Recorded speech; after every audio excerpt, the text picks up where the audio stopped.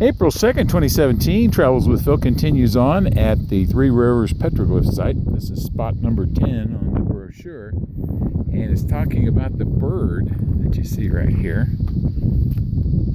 And it's a pretty cool bird. It's very realistic in its design, but this spot right out here is just really covered. See some sort of animal right there.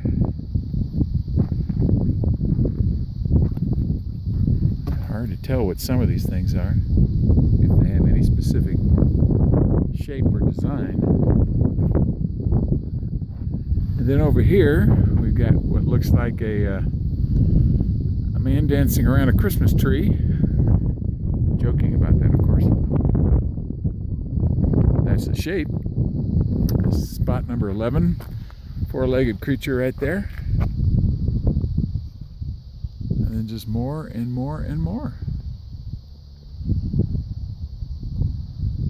Travels with Phil, Three Rivers Petroglyph Site, New Mexico.